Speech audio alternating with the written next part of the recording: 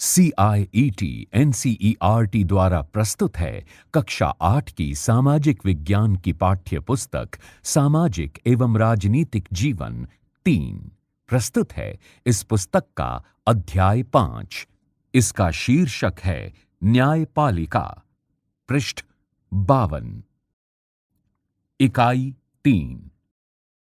इस पृष्ठ पर एक सरकारी इमारत के सामने धरना देती हुई सीढ़ियों पर बैठी एक महिला को एक चित्र के माध्यम से दिखाया गया है। उस महिला के सामने बहुत सारी फाइलें सीढ़ियों पर बिखरी पड़ी हैं और साथ ही एक और महिला का चित्र है जिस पर फूलमाला चढ़ाई गई है। पृष्ठ 53।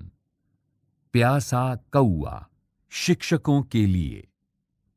इन अध्यायों के जरिए विद्यार्थियों को न्यायपालिका से परिचित कराया जा रहा है। इस व्यवस्था के पुलिस, अदालत जैसे कुछ आयामों के बारे में बच्चे पहले से ही काफी कुछ जानते होंगे। वे मीडिया के जरिए या अपने निजी अनुभवों के आधार पर इन संस्थाओं के बारे में जानते हैं। इस इकाई में मुख्य प्रयास ये है कि न्याय व्यवस्था की बुनियादी जानकारी और आपराधिक न्याय व्यवस्था से संबंधित उपयोगी जानकारियों को जोड़ा जाए। अध्याय 5 में जो मुद्दे उठाए गए हैं उन पर अगली कक्षाओं में भी बल दिया जाएगा। इन अध्यायों को पढ़ाते हुए विद्यार्थियों को इस बात का एहसास कराएं कि संविधान के सिद्धांतों को कायम रखने में न्यायपालिका कितनी महत्वपूर्ण भूमिका निभाती है। अध्याय 6 में आपराधिक न्याय व्यवस्था से जुड़े विभिन्न व्यक्तियों की भूमिका बताई गई है ताकि विद्यार्थी हर व्यक्ति की भूमिका और न्याय के विचार को समझ सकें। अध्याय 5 शुरू करने से पहले पिछली इकाई में हुई कानून के शासन की चर्चा को दोहरा लेना अच्छा रहेगा। इसके बाद ही कानून के शासन को कायम रखने में न्यायपालिका की भूमिका पर चर्चा शुरू की जा सकती है। अध्याय 5 में न्यायपालिका से संबंधित 5 अलग-अलग लेकिन एक दूसरे से जुड़ी अवधारणाओं पर चर्चा की गई है। न्यायपालिका की स्वतंत्रता उसकी जिम्मेदारियों के निर्वाह के लिए बहुत महत्वपूर्ण है। ये काफी जटिल विचार है, लेकिन बच्चों को इसे समझना पड़ेगा। इसे बुनियादी स्तर पर ऐसी निर्णय प्रक्रियाओं के उदाहरणों से समझाया जा सकता है जिनसे विद्यार्थी परिचित हैं।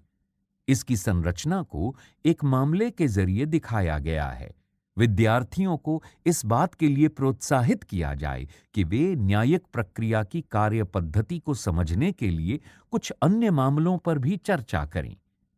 न्याय तक पहुंच शीर्षक इस अध्याय की अंतिम अवधारणा में जनहित याचिका यानी PIL की भूमिका पर जोर दिया गया है। इस हिस्से में न्याय मिलने में विलंब का भी जिक्र किया गया है। इस भाग की चर्चा करते हुए मौलिक अधिकारों के बारे में बच्चों की बढ़ती समझदारी का इस्तेमाल करें। अध्याय 6 के जरिए बच्चों को आपराधिक न्याय व्यवस्था से जुड़े विभिन्न व्यक्तियों की भूमिका तथा निष्पक्ष मुकदमे की प्रक्रिया से परिचित कराया जाएगा। इस अध्याय की शुरुआत एक चित्रकथा पट्ट से होती है जिसमें चोरी की एक घटना का वर्णन किया गया है। इस कहानी के माध्यम से पुलिस, सरकारी वकील, न्यायाधीश की भूमिका तथा निष्पक्ष मुकदमे के बारे में चर्चा की गई है। इस बात की काफी संभावना है कि इन चीजों के बारे में विद्यार्थियों की अपनी एक राय हो सकता है कि वे आपराधिक न्याय व्यवस्था के बारे में काफी नकारात्मक या निराशापूर्ण राय रखते हों। शिक्षक के नाते आपकी जिम्मेदारी ये है कि इस अध्याय में दिए गए आदर्शों की चर्चा के जरिए उनकी इस निराशा को दूर करें। इसके लिए 2 तरीके अपनाए जा सकते हैं। एक तो आप इस बात पर जोर दे सकते हैं कि आदर्श कार्य पद्धति क्या है और भारतीय संविधान में दिए गए सिद्धांतों के साथ उनका क्या संबंध है। दूसरा तरीका यह है कि इन संस्थानों के कामकाज में सचेत और जागरूक जनता के योगदान को दोहराया जाए। पृष्ठ 54।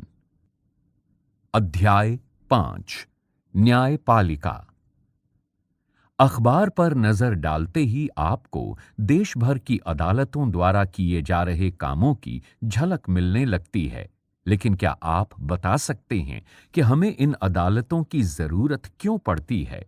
जैसा कि आप इकाई 2 में पढ़ चुके हैं, हमारे देश में कानून का शासन चलता है।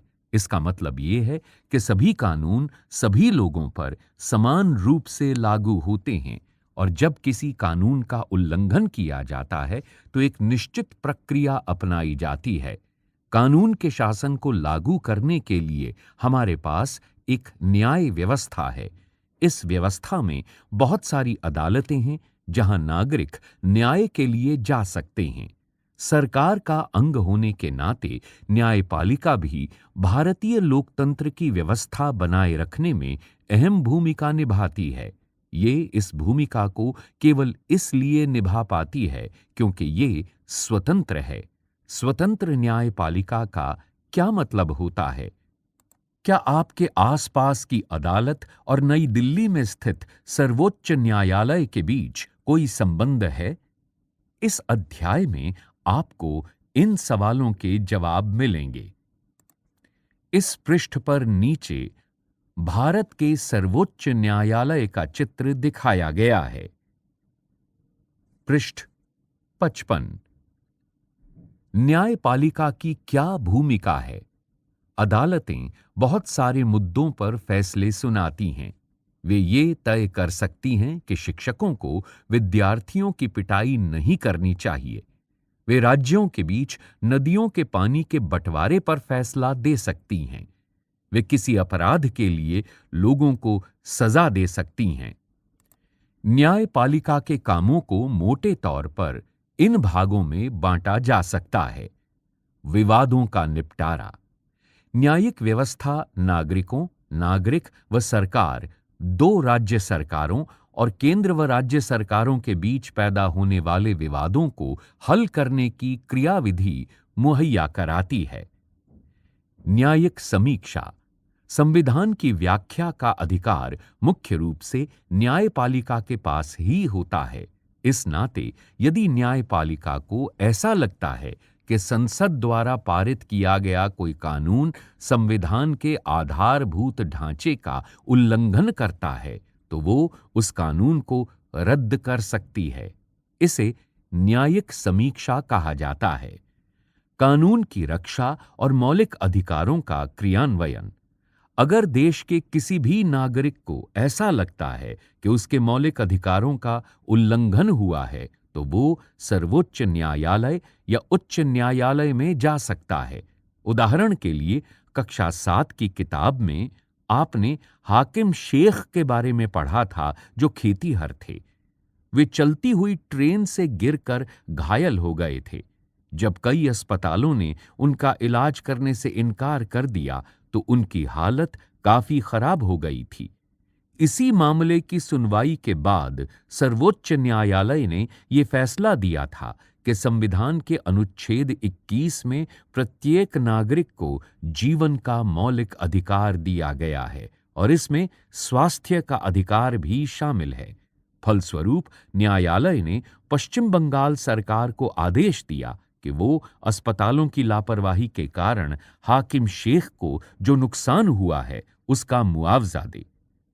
सरकार को ये आदेश भी दिया गया कि वो प्राथमिक स्वास्थ्य व्यवस्था की रूपरेखा तैयार करे और उसमें आपात स्थितियों में रोगियों के इलाज पर विशेष ध्यान दिया जाए।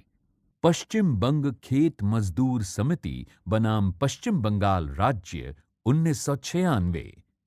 इस पृष्ठ पर बाईं ओर नीचे भारत के सर्वोच्च न्यायालय का चित्र दिखाया गया है। इसके नीचे लिखा है, इसकी स्थापना 26 जनवरी 1950 को की गई थी। उसी दिन हमारा देश गणतंत्र बना था। अपने पूर्ववर्ती फेडरल कोर्ट ऑफ इंडिया, जो 1937 से 1949 तक था, उसकी भांति ये न्यायालय भी पहले संसद भवन के भीतर चेंबर ऑफ प्रिंसेस में हुआ करता था। इसे 1958 में इस इमारत में स्थानांतरित किया गया। पृष्ठ 56। इस पृष्ठ पर सबसे ऊपर पीले रंग का एक बक्सा दिखाया गया है। सबसे ऊपर लिखा है, अपनी शिक्षिका की सहायता से इस तालिका में दिए गए खाली स्थानों को भरिए। उसके नीचे बाईं ओर शीर्षक लिखा गया है, विवाद की किस्म, और दाईं ओर शीर्षक लिखा गया है, उदाहरण। विवाद की किस्म शीर्षक के नीचे पहले कॉलम में लिखा गया है, केंद्र और राज्य के बीच विवाद। उसके ठीक सामने उदाहरण शीर्षक के नीचे रिक्त स्थान दिया गया है, इसे आप भरें। विवाद की किस्म शीर्षक के नीचे दूसरे कॉलम में लिखा गया है, दो राज्यों के बीच विवाद। इसके सामने उदाहरण शीर्षक के नीचे दूसरे कॉलम को रिक्त छोड़ा गया है, उसे भरें। विवाद की किस्म शीर्षक के नीचे तीसरे कॉलम में लिखा गया है, दो नागरिकों के बीच विवाद। उसके ठीक सामने उदाहरण शीर्षक के नीचे तीसरे कॉलम को रिक्त छोड़ा गया है, उसे भरें। विवाद की किस्म शीर्षक के नीचे चौथे कॉलम में लिखा गया है, ऐसे कानून जो संविधान का उल्लंघन करते हैं। उसके ठीक सामने उदाहरण शीर्षक के नीचे चौथे कॉलम को रिक्त छोड़ा गया है, कृपया उसे भरें। स्वतंत्र न्यायपालिका क्या होती है? कल्पना कीजिए कि एक ताकतवर नेता ने आपके परिवार की जमीन पर कब्जा कर लिया है। आप एक ऐसी व्यवस्था में रहते हैं जहां नेता किसी न्यायाधीश को उसके पद से हटा सकते हैं या उसका तबादला कर सकते हैं। जब आप इस मामले को अदालत में ले जाते हैं तो न्यायाधीश भी नेता की हिमायत करता दिखाई देता है। नेताओं का न्यायाधीश पर जो नियंत्रण रहता है, उसकी वजह से न्यायाधीश स्वतंत्र रूप से फैसले नहीं ले पाते। स्वतंत्रता का ये अभाव न्यायाधीश को इस बात के लिए मजबूर कर देगा कि वो हमेशा नेता के ही पक्ष में फैसला सुनाए। हम ऐसे बहुत सारे किस्से जानते हैं जहां अमीर और ताकतवर लोगों ने न्यायिक प्रक्रिया को प्रभावित करने का प्रयास किया है, लेकिन भारतीय संविधान इस तरह की दखलंदाजी को स्वीकार नहीं करता। इसीलिए हमारे संविधान में न्यायपालिका को पूरी तरह से स्वतंत्र रखा गया है। इस स्वतंत्रता का एक पहलू है शक्तियों का बंटवारा। जैसा कि आपने पहले अध्याय में पढ़ा था, यह हमारे संविधान का एक बुनियादी पहलू है। इसका मतलब यह है कि विधायिका और कार्यपालिका जैसी सरकार की अन्य शाखाएं न्यायपालिका के काम में दखल नहीं दे सकती। अदालतें सरकार के अधीन नहीं हैं, न ही वे सरकार की ओर से काम करती हैं। शक्तियों के इस बंटवारे को दुरुस्त रखने के लिए यह भी महत्वपूर्ण है कि उच्च न्यायालय और सर्वोच्च न्यायालय के सभी न्यायाधीशों की नियुक्ति में सरकार की अन्य शाखाओं का कोई दखल न हो। इसीलिए एक बार नियुक्त हो जाने के बाद किसी न्यायाधीश को हटाना बहुत मुश्किल होता है। इस पृष्ठ पर बाईं ओर बीच में नीले रंग के अक्षरों में आपसे एक प्रश्न पूछा गया है।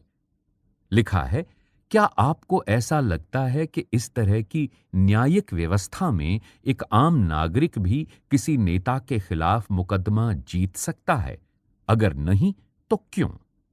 पृष्ठ 57। न्यायपालिका की ये स्वतंत्रता अदालतों को भारी ताकत देती है। इसके आधार पर वे विधायिका और कार्यपालिका द्वारा शक्तियों के दुरुपयोग को रोक सकती हैं। न्यायपालिका देश के नागरिकों के मौलिक अधिकारों की रक्षा में भी अहम भूमिका निभाती है, क्योंकि अगर किसी को लगता है कि उसके अधिकारों का उल्लंघन हो रहा है तो वो अदालत में जा सकता है। भारत में अदालतों की संरचना कैसी है? हमारे देश में 3 अलग-अलग स्तर पर अदालतें होती हैं। निचले स्तर पर बहुत सारी अदालतें होती हैं। सबसे ऊपरी स्तर पर केवल एक अदालत है। जिन अदालतों से लोगों का सबसे ज्यादा ताल्लुक होता है, उन्हें अधीनस्थ न्यायालय या जिला अदालत कहा जाता है। ये अदालतें आमतौर पर जिले या तहसील के स्तर पर या किसी शहर में होती हैं। ये बहुत तरह के मामलों की सुनवाई करती हैं। प्रत्येक राज्य जिलों में बंटा होता है और हर जिले में एक जिला न्यायाधीश होता है। प्रत्येक राज्य का एक उच्च न्यायालय होता है। ये अपने राज्य की सबसे ऊंची अदालत होती है। उच्च न्यायालयों से ऊपर सर्वोच्च न्यायालय होता है। ये देश की सबसे बड़ी अदालत है जो नई दिल्ली में स्थित है। देश के मुख्य न्यायाधीश सर्वोच्च न्यायालय के मुखिया होते हैं। सर्वोच्च न्यायालय के फैसले देश की बाकी सारी अदालतों को मान्य होते हैं। इस पृष्ठ पर नीचे पीले रंग के बक्से में एक पिरामिड दर्शाया गया है और उसके ऊपर लिखा गया है, निचली अदालत से ऊपरी अदालत तक हमारी न्यायपालिका की संरचना एक पिरामिड जैसी लगती है। ऊपर दिए गए विवरण को पढ़ने के बाद नीचे दिए गए चित्र को भरें। इस पृष्ठ पर बाईं ओर सबसे ऊपर नीले रंग के अक्षरों में आपसे एक प्रश्न पूछा गया है। दो वजह बताइए कि लोकतंत्र के लिए स्वतंत्र न्यायपालिका अनिवार्य क्यों होती है। इस पृष्ठ पर बाईं ओर बीच में एक चित्र दिखाया गया है जिसमें एक पुरुष और महिला खड़े हुए हैं और लिखा गया है peace and justice strong institutions. इसके नीचे लिखा गया है सतत विकास लक्ष्य सुलह, शांति, न्याय और सशक्त संस्थाएं। पृष्ठ 58। इस पृष्ठ पर सबसे ऊपर मद्रास उच्च न्यायालय का चित्र दिखाया गया है। इसके साथ ही बाईं ओर लिखा गया है, उच्च न्यायालयों की स्थापना सबसे पहले 1862 में कलकत्ता, बंबई और मद्रास में की गई। ये तीनों प्रेसिडेंसी शहर थे। दिल्ली उच्च न्यायालय का गठन 1966 में हुआ। आज देश भर में 25 उच्च न्यायालय हैं। बहुत सारे राज्यों के अपने उच्च न्यायालय हैं, जबकि पंजाब और हरियाणा का एक साझा उच्च न्यायालय चंडीगढ़ में है। दूसरी तरफ 4 पूर्वोत्तर राज्यों असम, नागालैंड, मिजोरम और अरुणाचल प्रदेश के लिए गुवाहाटी में एक ही उच्च न्यायालय रखा गया है। 1 जनवरी 2019 से आंध्र प्रदेश के अमरावती और तेलंगाना के हैदराबाद में अलग-अलग उच्च न्यायालय हैं। ज्यादा से ज्यादा लोगों के नजदीक पहुंचने के लिए कुछ उच्च न्यायालयों की राज्य के अन्य हिस्सों में खंडपीठ यानी बेंच भी हैं। क्या विभिन्न स्तरों की ये अदालतें एक दूसरे से जुड़ी हुई हैं? जी हां, भारत में हमारे पास एकीकृत न्यायिक व्यवस्था है। इसका मतलब ये है कि ऊपरी अदालतों के फैसले नीचे की सारी अदालतों को मान्य होते हैं। इस एकीकरण को समझने के लिए अपील की व्यवस्था को देखा जा सकता है। अगर किसी व्यक्ति को ऐसा लगता है कि निचली अदालत द्वारा दिया गया फैसला सही नहीं है, तो वो उससे ऊपर की अदालत में अपील कर सकता है। अपील की व्यवस्था को समझने के लिए आइए एक मुकदमे पर विचार करें। ये राज्य यानी दिल्ली प्रशासन बनाम लक्ष्मण कुमार एवं अन्य का मुकदमा है जो निचली अदालत से सर्वोच्च न्यायालय तक लड़ा गया। 1980 के फरवरी महीने में लक्ष्मण कुमार ने 20 वर्षीय सुधा गोयल से विवाह किया था। वे दिल्ली में एक फ्लैट में रहते थे जहां लक्ष्मण के भाई और उनके परिवार भी रह रहे थे। 2 दिसंबर 1980 को सुधा की अस्पताल में मौत हो गई। वो जली हुई थी। सुधा के घरवालों ने अदालत में मुकदमा दायर किया। जब निचली अदालत के सामने ये मुकदमा आया तो 4 पड़ोसियों को भी गवाह के तौर पर बुलाया गया था। पड़ोसियों ने अपने बयान में कहा कि 1 दिसंबर की रात को उन्होंने सुधा की चीख सुनी थी और मामला जानने के लिए वे बलपूर्वक लक्ष्मण के घर में घुसे। वहां उन्होंने देखा कि सुधा की साड़ी से आग की लपटें उठ रही थीं। उन्होंने सुधा को एक बोरे और कंबल में लपेटकर आग बुझाई। सुधा ने उन्हें बताया कि उसकी सास शकुंतला ने उसके ऊपर मिट्टी का तेल डाला था और लक्ष्मण कुमार ने आग लगाई थी। इस पृष्ठ पर बाईं ओर बीच में पटना उच्च न्यायालय का चित्र दिखाया गया है। इसी पृष्ठ पर बाईं ओर नीचे कर्नाटक उच्च न्यायालय का चित्र दिखाया गया है। पृष्ठ 59। मुकदमे के दौरान सुधा के परिवार वालों और एक पड़ोसी ने कहा कि सुधा के ससुराल वाले उसके साथ बहुत ज्यादा मारपीट करते थे। उनकी मांग थी कि पहले बच्चे के पैदा होने पर उन्हें एक बड़ी रकम, एक स्कूटर और एक फ्रिज दिया जाए। अपने बचाव में लक्ष्मण और उसकी मां ने कहा कि सुधा दूध गर्म कर रही थी कि तभी उसकी साड़ी में आग लग गई। इन सभी बयानों और साक्ष्यों के आधार पर निचली अदालत ने लक्ष्मण, उसकी मां शकुंतला और सुधा के जेठ सुभाष चंद्र को दोषी करार दिया और तीनों को मौत की सजा सुनाई। 1983 के नवंबर महीने में तीनों आरोपियों ने इस फैसले के खिलाफ उच्च न्यायालय में अपील दायर कर दी। दोनों तरफ के वकीलों के तर्क सुनने के बाद उच्च न्यायालय ने फैसला लिया कि सुधा की मौत एक दुर्घटना थी। वो मिट्टी के तेल से जलने वाले स्टोव से जली थी। अदालत ने लक्ष्मण, शकुंतला और सुभाष चंद्र तीनों को बरी कर दिया। शायद आपको कक्षा 7 की किताब में महिला आंदोलन पर केंद्रित चित्र निबंध याद होगा। उसमें आपने पढ़ा था कि 1980 के दशक में देश भर के महिला संगठन दहेज हत्याओं के खिलाफ आवाज उठा रहे थे। उन्हें इस बात पर दुख था कि अदालतें इस तरह की घटनाओं में दोषियों को दंडित नहीं कर पा रही हैं। उच्च न्यायालय के उपरोक्त फैसले ने ऐसी जागरूक महिलाओं को काफी परेशान कर दिया। उन्होंने कई जगह धरने प्रदर्शन किए और उच्च न्यायालय के फैसले के खिलाफ सर्वोच्च न्यायालय में एक और अपील दायर कर दी। ये appeal Indian federation of women lawyers नामक संगठन की तरफ से दायर की गई थी। 1985 में सर्वोच्च न्यायालय ने लक्ष्मण और उसकी मां व भाई को बरी करने के फैसले के खिलाफ अपील पर सुनवाई शुरू कर दी। वकीलों के तर्क सुनने के बाद सर्वोच्च न्यायालय ने जो फैसला दिया वो उच्च न्यायालय के फैसले से अलग था।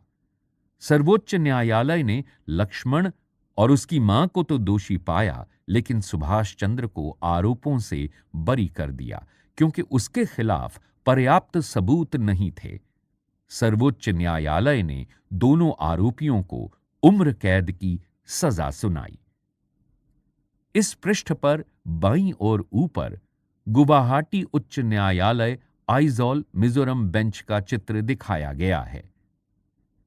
इस पृष्ठ पर बाईं ओर बीच में नीले रंग के अक्षरों से आपसे एक महत्वपूर्ण प्रश्न पूछा गया है। उपरोक्त मामले को पढ़ने के बाद 2 वाक्यों में लिखिए कि अपील की व्यवस्था के बारे में आप क्या जानते हैं। इस पृष्ठ पर दाईं ओर नीचे नामची दक्षिण सिक्किम में जिला अदालत का चित्र दिखाया गया है। इस पृष्ठ पर बाईं ओर नीचे महत्वपूर्ण जानकारी प्रदान की गई है। लिखा गया है, अधीनस्थ अदालतों को कई अलग अलग नामों से संबोधित किया जाता है। उन्हें ट्रायल कोर्ट या जिला न्यायालय, अतिरिक्त सत्र न्यायाधीश, प्रधान न्यायिक मैजिस्ट्रेट, मेट्रोपॉलिटन मैजिस्ट्रेट, सिविल जज न्यायालय आदि नामों से बुलाया जाता है। पृष्ठ 60। विधि व्यवस्था की विभिन्न शाखाएं कौन सी हैं? दहेज हत्या का यह मामला समाज के विरुद्ध अपराध की श्रेणी में आता है। यह आपराधिक फौजदारी कानून का उल्लंघन है। फौजदारी कानून के अलावा हमारी विधि व्यवस्था दीवानी कानून या सिविल लॉ से संबंधित मामलों को भी देखती है।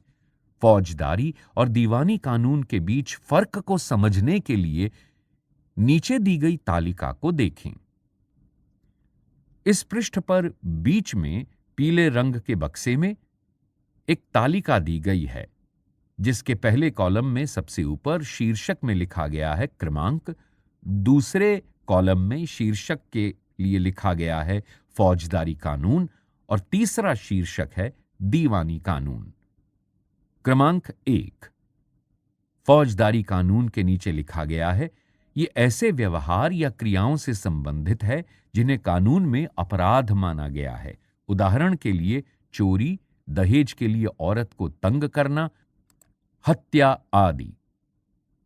दीवानी कानून कॉलम के नीचे क्रमांक संख्या 1 के सामने लिखा गया है, इसका संबंध व्यक्ति विशेष के अधिकारों के उल्लंघन या अवहेलना से होता है। उदाहरण के लिए जमीन की बिक्री, चीजों की खरीदारी, किराया, तलाक आदि से संबंधित विवाद। क्रमांक संख्या 2 के सामने फौजदारी कानून शीर्षक के नीचे लिखा गया है, इसमें सबसे पहले आमतौर पर प्रथम सूचना रिपोर्ट, प्राथमिकी यानी एफआईआर दर्ज कराई जाती है। इसके बाद पुलिस अपराध की जांच करती है और अदालत में केस फाइल करती है। क्रमांक संख्या 2 के सामने दीवानी कानून शीर्षक के नीचे लिखा गया है, प्रभावित पक्ष की ओर से न्यायालय में एक याचिका दायर की जाती है। अगर मामला किराए से संबंधित है तो मकान मालिक या किराएदार मुकदमा दायर कर सकता है। क्रमांक संख्या 3 के सामने फौजदारी कानून के तहत लिखा गया है, अगर व्यक्ति दोषी पाया जाता है तो उसे जेल भेजा जा सकता है और उस पर जुर्माना भी किया जा सकता है। दीवानी कानून के नीचे लिखा गया है, अदालत राहत की व्यवस्था करती है। उदाहरण के लिए अगर मकान मालिक और किराएदार के बीच विवाद है तो अदालत ये आदेश दे सकती है कि किराएदार मकान को खाली करे और बकाया किराया चुकाए। इस पृष्ठ पर नीचे पीले रंग के बक्से में महत्वपूर्ण जानकारी दी गई है। फौजदारी और दीवानी कानून के बारे में आप जो समझते हैं उसके आधार पर इस तालिका को भरें। पहला शीर्षक है उल्लंघन का विवरण, दूसरा शीर्षक है कानून की शाखा और तीसरा शीर्षक है अपनाई जाने वाली प्रक्रिया। उल्लंघन का विवरण शीर्षक के नीचे पहले कॉलम में लिखा गया है, कुछ लड़के स्कूल जाते वक्त लड़कियों को हर रोज परेशान करते हैं। कानून की शाखा शीर्षक के नीचे कॉलम को खाली छोड़ा गया है। अपनाई जाने वाली प्रक्रिया शीर्षक के नीचे रखे गए कॉलम को भी रिक्त छोड़ा गया है, कृपया इन्हें भरें। उल्लंघन का विवरण शीर्षक के नीचे दूसरे कॉलम में लिखा गया है, एक किराएदार को मकान खाली करने के लिए मजबूर किया जा रहा है और वो मकान मालिक के खिलाफ अदालत में मुकदमा दायर कर देता है।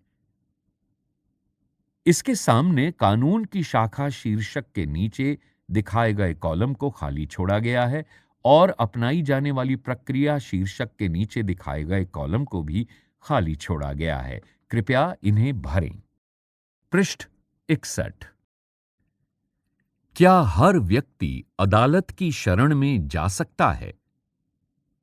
सिद्धांततः भारत के सभी नागरिक देश के न्यायालयों की शरण में जा सकते हैं। इसका अर्थ ये है कि प्रत्येक नागरिक को अदालत के माध्यम से न्याय मांगने का अधिकार है। जैसा कि आपने पीछे पढ़ा है, न्यायालय हमारे मौलिक अधिकारों की रक्षा में बहुत महत्वपूर्ण भूमिका निभाते हैं। अगर किसी नागरिक को ऐसा लगता है कि उसके मौलिक अधिकारों का उल्लंघन हो रहा है, तो वो न्याय के लिए अदालत में जा सकता है। अदालत की सेवाएं सभी के लिए उपलब्ध हैं, लेकिन वास्तव में गरीबों के लिए अदालत में जाना काफी मुश्किल साबित होता है। कानूनी प्रक्रिया में न केवल काफी पैसा और कागजी कार्रवाई की जरूरत पड़ती है, बल्कि उसमें समय भी बहुत लगता है। अगर कोई गरीब आदमी पढ़ना लिखना नहीं जानता और उसका परिवार दिहाड़ी मजदूरी से चलता है, तो अदालत में जाने और इंसाफ पाने की उम्मीद उसके लिए बहुत मुश्किल होती है। इसी बात को ध्यान में रखते हुए 1980 के दशक में सर्वोच्च न्यायालय ने जनहित याचिका PIL की व्यवस्था विकसित की थी। इस तरह सर्वोच्च न्यायालय ने न्याय तक ज्यादा से ज्यादा लोगों की पहुंच स्थापित करने के लिए प्रयास किया है। न्यायालय ने किसी भी व्यक्ति या संस्था को ऐसे लोगों की ओर से जनहित याचिका दायर करने का अधिकार दिया है जिनके अधिकारों का उल्लंघन हो रहा है।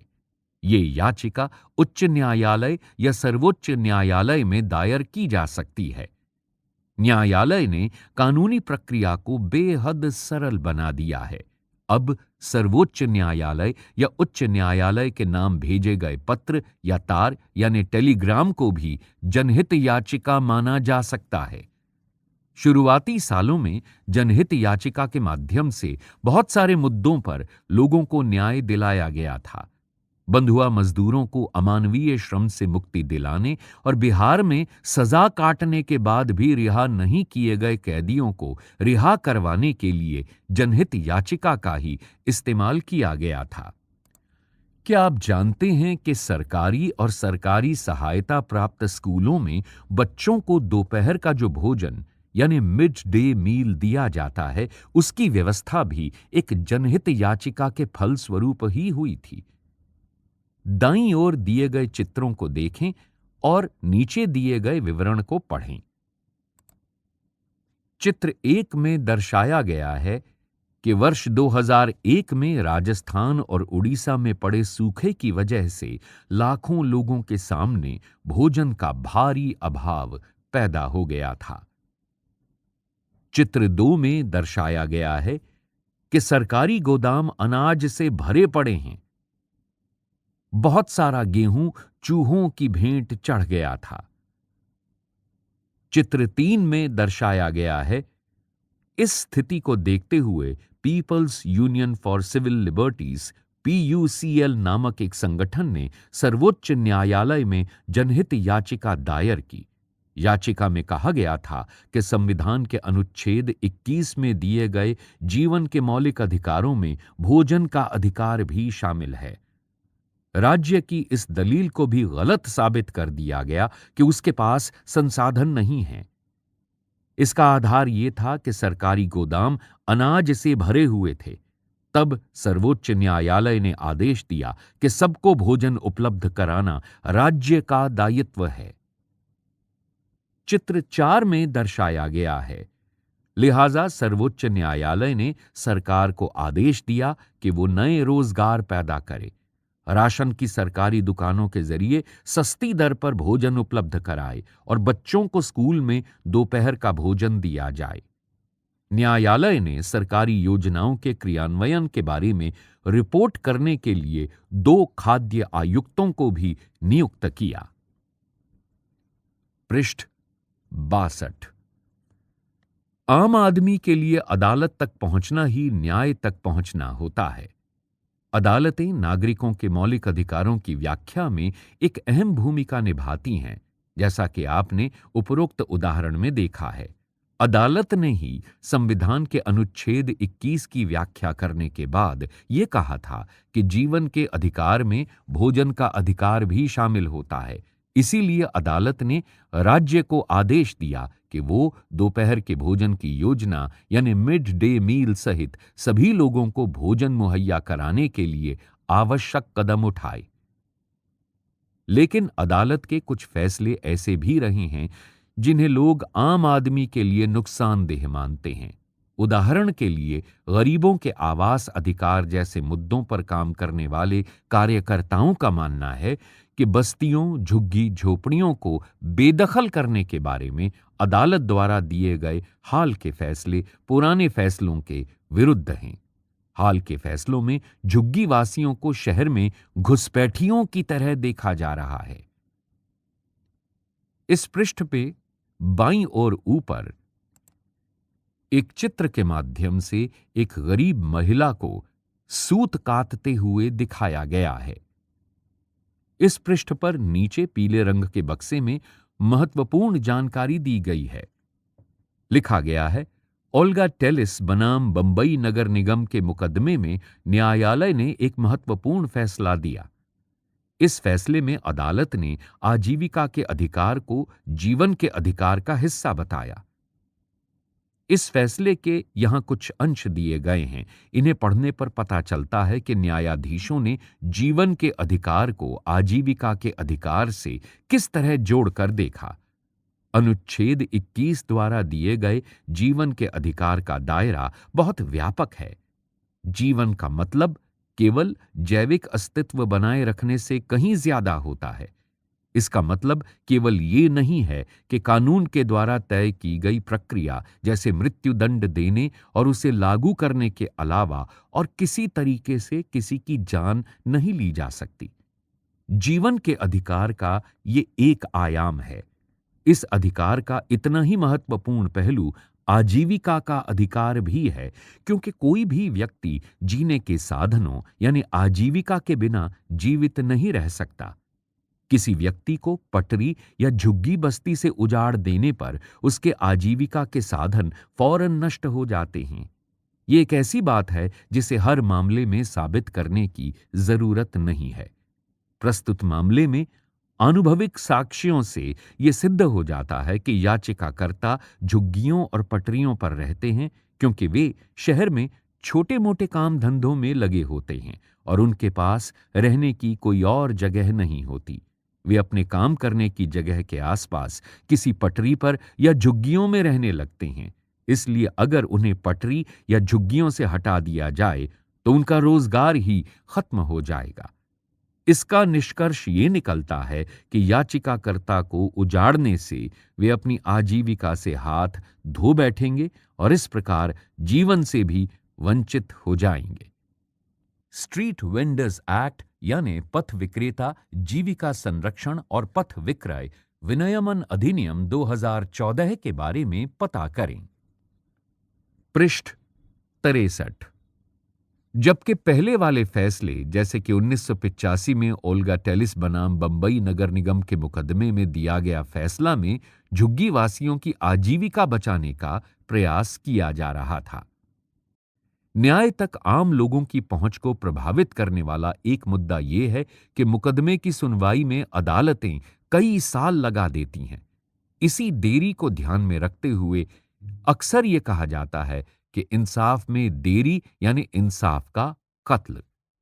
इस पृष्ठ पर बाईं ओर पीले रंग के बक्से में एक तालिका दी गई है। सबसे ऊपर लिखा गया है भारत में न्यायाधीशों की संख्या। इसके बाद शीर्षक दिए गए हैं क्रम, न्यायालय का नाम, स्वीकृत पद, कार्यरत और फिर रिक्त। क्रम क के सामने न्यायालय का नाम लिखा गया है उच्चतम न्यायालय, जिसमें स्वीकृत पद हैं 34, कार्यरत पद हैं 34, रिक्त 0। क्रम ख के सामने लिखा गया है उच्चतम न्यायालय में स्वीकृत पद हैं 1079, कार्यरत हैं 655, रिक्त हैं 424। क्रम ग के सामने लिखा गया है जिला और अधीनस्थ न्यायालय में स्वीकृत पद हैं 22,644, कार्यरत हैं 17,509, रिक्त हैं 5,135। इसके बावजूद इस बात से इनकार नहीं किया जा सकता कि लोकतांत्रिक भारत में न्यायपालिका ने एक महत्वपूर्ण भूमिका निभाई है। न्यायपालिका ने कार्यपालिका और विधायिका की शक्तियों पर अंकुश लगाया है और नागरिकों के अधिकारों की सुरक्षा की है। संविधान सभा के सदस्यों ने एक ऐसी न्यायपालिका का बिल्कुल सही सपना देखा था जो पूरी तरह स्वतंत्र हो। यह हमारे लोकतंत्र का एक बुनियादी पहलू है। इस पृष्ठ पर बाईं ओर ऊपर कुछ प्रदर्शनकारी महिलाओं का एक चित्र दिखाया गया है। इस चित्र के नीचे लिखा है, इस चित्र में 22 मई 1987 को मारे गए हाशिमपुरा के 43 मुसलमानों के कुछ परिजन दिखाई दे रही हैं। ये परिवार पिछले 31 साल से न्याय के लिए संघर्ष कर रहे थे। मुकदमा शुरू होने में जो इतना विलंब हुआ, उसके कारण सितंबर 2002 में सर्वोच्च न्यायालय ने यह मामला उत्तर प्रदेश से दिल्ली स्थानांतरित कर दिया था। इसमें प्रोविंशियल आर्म्ड कॉन्स्टेबुलरी यानी पीएसी के 19 लोगों पर हत्या और अन्य आपराधिक मामलों के आरोप में मुकदमे चलाए गए थे। इस मुकदमे में 2007 तक केवल 3 गवाहों के बयान दर्ज किए गए थे। अंत में 31 अक्टूबर 2018 को दिल्ली उच्च न्यायालय ने आरोपियों को दोषी ठहराया। 24 मई 2007 को प्रेस क्लब लखनऊ में यह फोटो लिया गया था। इस पृष्ठ पर बाईं ओर नीचे नीले रंग के अक्षरों में महत्वपूर्ण जानकारी दी गई है। लिखा गया है, न्यायाधीशों की कमी से मुकदमा करने वालों को न्याय मिलने में होने वाले प्रभाव की चर्चा करें। पृष्ठ 64। अभ्यास 1। आप पढ़ चुके हैं कि कानून को कायम रखना और मौलिक अधिकारों को लागू करना न्यायपालिका का एक मुख्य काम होता है। आपकी राय में इस महत्वपूर्ण काम को करने के लिए न्यायपालिका का स्वतंत्र होना क्यों जरूरी है? 2। अध्याय 1 में मौलिक अधिकारों की सूची दी गई है, उसे फिर पढ़ें। आपको ऐसा क्यों लगता है कि संवैधानिक उपचार का अधिकार न्यायिक समीक्षा के विचार से जुड़ा हुआ है? 3। नीचे तीनों स्तर के न्यायालय को दर्शाया गया है। प्रत्येक के सामने लिखिए कि उस न्यायालय ने सुधा गोयल के मामले में क्या फैसला दिया था। अपने जवाब को कक्षा के अन्य विद्यार्थियों द्वारा दिए गए जवाबों के साथ मिलाकर देखें। सबसे ऊपर लिखा गया है सर्वोच्च न्यायालय, बीच में उच्च न्यायालय और सबसे नीचे निचली अदालत। 4। सुधा गोयल मामले को ध्यान में रखते हुए नीचे दिए गए बयानों को पढ़िए। जो वक्तव्य सही हैं उन पर सही का निशान लगाइए और जो गलत हैं उनको ठीक कीजिए। क। आरोपी इस मामले को उच्च न्यायालय लेकर गए क्योंकि वे निचली अदालत के फैसले से सहमत नहीं थे। ख। वे सर्वोच्च न्यायालय के फैसले के खिलाफ उच्च न्यायालय में चले गए। ग। अगर आरोपी सर्वोच्च न्यायालय के फैसले से संतुष्ट नहीं हैं तो दोबारा निचली अदालत में जा सकते हैं। 5। आपको ऐसा क्यों लगता है कि 1980 के दशक में शुरू की गई जनहित याचिका की व्यवस्था सबको इंसाफ दिलाने के लिहाज से एक महत्वपूर्ण कदम थी? 6। ओल्गा टेलिस बनाम बंबई नगर निगम मुकदमे में दिए गए फैसले के अंशों को दोबारा पढ़िए। इस फैसले में कहा गया है कि आजीविका का अधिकार जीवन के अधिकार का हिस्सा है। अपने शब्दों में लिखिए कि इस बयान से जजों का क्या मतलब है। 7। इंसाफ में देरी यानी इंसाफ का कत्ल, इस विषय पर एक कहानी बनाइए। 8। अगले पन्ने पर शब्द संकलन में दिए गए प्रत्येक शब्द से वाक्य बनाइए। पृष्ठ 65। इस पृष्ठ पर बाईं ओर ऊपर 9 नंबर क्रमांक के सामने लिखा है, यह पोस्टर भोजन अधिकार अभियान द्वारा बनाया गया है। इसके नीचे एक पोस्टर दिखाया गया है जिसका शीर्षक है भूख से मौत, जिम्मेदार कौन? और इस कैंपेन को चलाने वाले संगठन का नाम सबसे नीचे लिखा गया है, राइट टू फूड कैंपेन। इस पृष्ठ पर बाईं ओर सबसे ऊपर लिखा गया है, इस पोस्टर को पढ़कर भोजन के अधिकार के बारे में सरकार के दायित्वों की सूची बनाइए। इस पोस्टर में कहा गया है कि भूखे पेट भरे गोदाम नहीं चलेगा, नहीं चलेगा। इस वक्तव्य को पृष्ठ 61 पर भोजन के अधिकार के बारे में दिए गए चित्र निबंध से मिलाकर देखिए। इस पृष्ठ पर बाईं ओर बीच में भोजन करते हुए कुछ बच्चों का एक चित्र दिखाया गया है और शीर्षक के रूप में अंग्रेजी में लिखा गया है जीरो हंगर। इस चित्र के नीचे लिखा गया है सतत विकास, लक्ष्य 2, भूखमरी समाप्त करना। शब्द संकलन, बरी करना। जब अदालत किसी व्यक्ति को उन आरोपों से मुक्त कर देती है जिनके आधार पर उसके खिलाफ मुकदमा चलाया गया था तो उसे बरी करना कहा जाता है। अपील करना, निचली अदालत के फैसले के विरुद्ध जब कोई पक्ष उस पर पुनर्विचार के लिए ऊपरी न्यायालय में जाता है तो इसे अपील करना कहा जाता है। मुआवजा, किसी नुकसान या क्षति की भरपाई के लिए दिए जाने वाले पैसे को मुआवजा कहा जाता है। बेदखली, अभी लोग जिस जमीन या मकानों में रह रहे हैं, यदि उन्हें वहां से हटा दिया जाता है तो इसे बेदखली कहा जाएगा। उल्लंघन, किसी कानून को तोड़ने या मौलिक अधिकारों के हनन की क्रिया को उल्लंघन कहा गया है। इसी के साथ इस पुस्तक का अध्याय यहां समाप्त हुआ। वाचन